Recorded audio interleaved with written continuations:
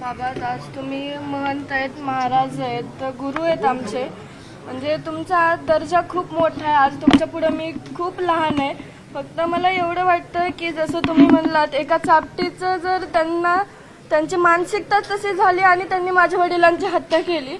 आज माझ्या वडिलांच्या अंगावर, आज आम्ही फक्त न्यूजला ऐकतो की त्यांच्या अंगावर इतके वार झालेत. त्यांची अशी एकही अवयव नाहीये की तो शाबूत होता.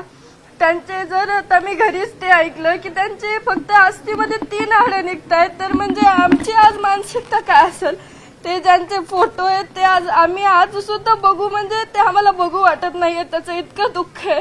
फक्त म्हणजे मला एवढं वाटतं की जे तुम्ही आमचे जे विचार होते किंवा माझ्या वडिलांची हत्या कशी झाली त्याचं मागचं कारण काय, ती घटना कशी, जशी मागाशी तुम्हाला चाचाने सांगितली, तेवढंच तुम्ही आमचं म्हणजे एकदा ऐकून घेतलं पाहिजे होतं आणि नंतर तुमचं जे वक्तव्य ते करायचं. काहीही बोललेलो नाही, मी तुमच्या पाठीमागे आहे.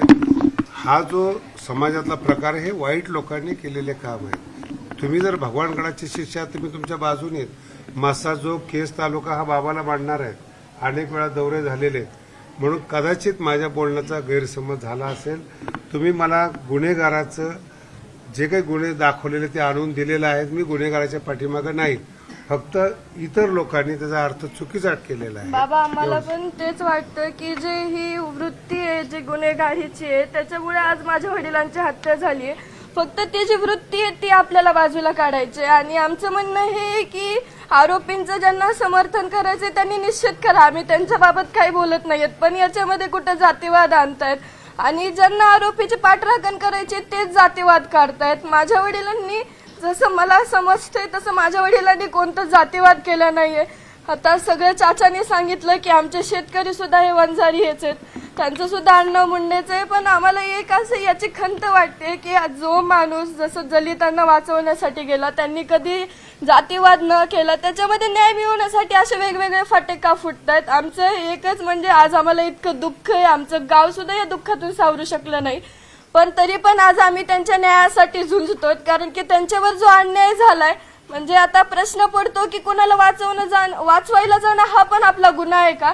म्हणून ही जी घटना घडली आहे ती नंतर घडू नये यासाठी आम्ही फक्त न्याय मागतोय. आमची अपेक्षा हीच आहे की आम्हाला लवकरात लवकर न्याय मिळाला पाहिजे. भगवानगड आपल्या पाठीशी आहेत. मी भगवान बाबाला प्रार्थना करतो लवकरात लवकर फास्ट ट्रॅकवर न्याय मिळावा आणि मुलीला सांत्वना मिळावी. भगवानगड हा कायमस्वरूपी त्यांच्या पाठीशी उभा राहील. आरोपीचं कधीही समर्थन करत नाही. त्यांनी पुरावे आणलेले आहेत की आरोपीवर किती गुन्हे दाखल झालेले आहेत.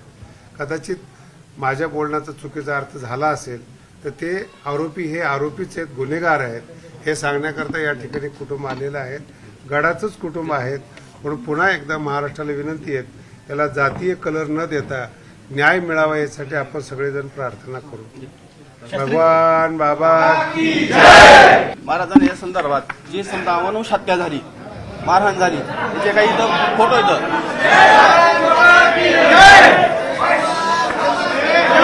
त्याच्यावरून फक्त एक तुम्ही लक्षात घ्या, ही फोटो बघितल्याच्या नंतर नाही ह्यांना दाखवत नाही, मीडियाला दाखवत